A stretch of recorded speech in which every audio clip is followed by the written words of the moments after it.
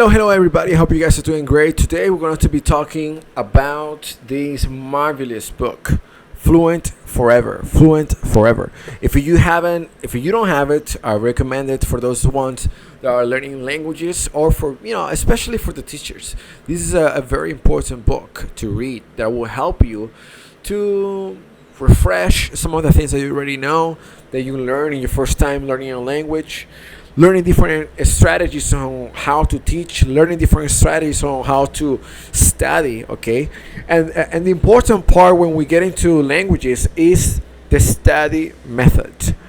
I would say in anything that we want to achieve. All right, yes, the goal is important, but the steps are also important, and even more important is how you're taking those steps. Okay, so what I'm going to be doing with this or in this video is just reading a couple of key points that this book in Gabriel Wyner talks about. Okay, so I'm just going to read it out loud and give you my opinion about it. Okay, again, I'm going to put the name of the author and the name of the book down below in the comments for those ones that might be interested to buy it. I bought it. It was a gift that I received, but it was bought through Amazon. Okay, so if you're interested, Amazon is the best place to find it. Okay, so now I'm just gonna go ahead and read the key points. As you know, I am in a restaurant, and I like to take the time here just to chill and read or do some working. Some of the job, some of the things that I have to do for the job. The restaurant is Choco Cafe in Jarabacoa. I recommend it. Good place to chill. Very good place. Okay, so first key point. Okay, here says your brain is a sophisticated filter, which makes irrelevant information forgettable and meaningful information memorable. All right, foreign words tend to fall into the forgettable category because they sound odd. They don't seem particularly meaningful, and they don't have any connection to your own life experiences. I think this concept, this first key point, is very self-explanatory. All right, your brain has a filter. If it's meaningful, that you're seeing, that you're experiencing, that you're reading, that you're hearing, you're going to remember because it's memorable. All right, and if it's not relevant to none of the things that I just said, you're going to forget it. Okay, because it's just not important. All right, so this is very important when we're studying. Is the method that you're using allow you to make memorable experiences or memorable memories, if you will. Okay, that are connected to your emotions, that are connected to your life experience, that are connected to your goals, that are connected to who you are, okay, to your identity. If not, you're going to forget it. Okay, you're going to forget it. And that's why we use images, we use sounds, we use jokes, we use different things as teachers to be able to teach our students and make that experience memorable. But if the student is not connecting this that is learning to his life or her life, they're going to forget it. Okay, so second one says you can get around this filter and make foreign words memorable by doing three things.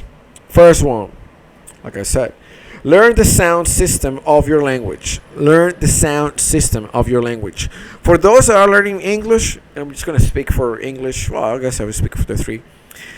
For those that are learning English, the way we Latin Americans learn, we can learn in two ways. The best two ways that I could recommend based on my experience.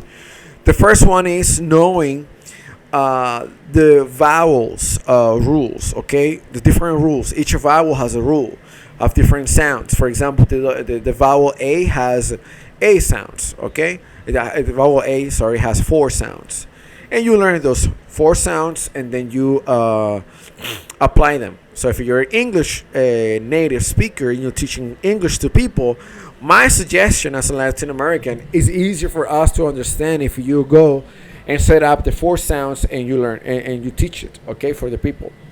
Now, if you are an American and you're learning, well, you guys know, open sound, short sound, long sounds. You have the method. That's how you get taught in school.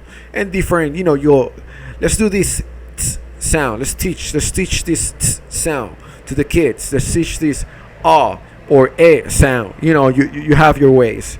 And that for a Latin American, that tends to be a little bit harder, all right? Because some of those sounds are not in our language. And if you do not know how to make the equivalent spelled, I guess, to teach it to a Latin American, the Latin American is going to be confused, okay? So it's important that you are fluent in the language that you are teaching into, okay? For Italians, same thing. I think that I said it there. If you're teaching somebody from English or from your language to somebody else that is not a native speaker in your language and they want to learn your language, it will be best for the student that you are fluent in that student's language. Why? Because it will be easier, the communication. Okay? So, key point there.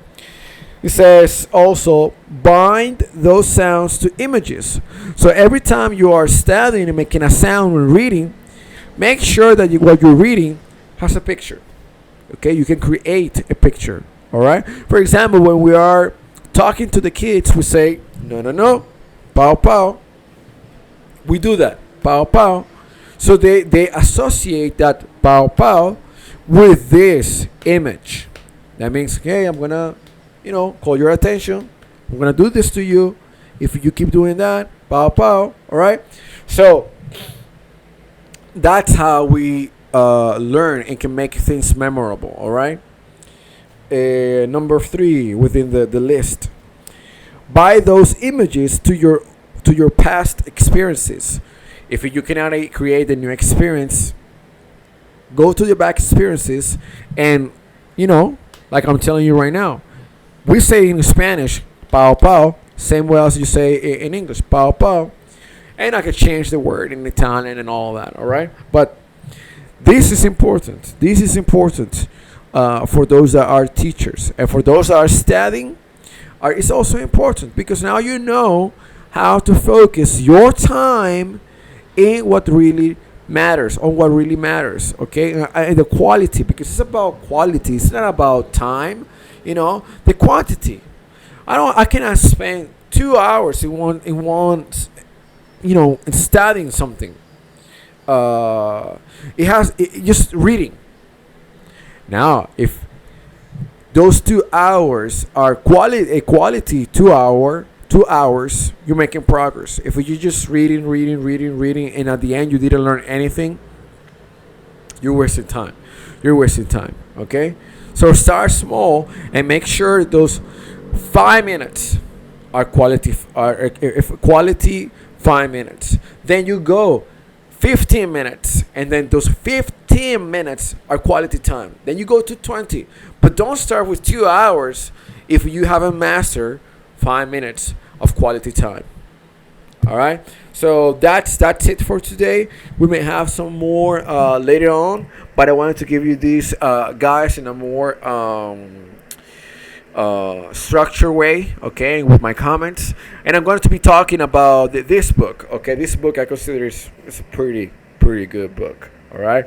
And this applies to everything. A book doesn't have it all, but you can learn. So if you don't like to read, it wouldn't hurt if you start liking it. All right, if you start practicing that. All right. So you guys have a wonderful day. Take care, and I'll see you guys next time. Bye bye.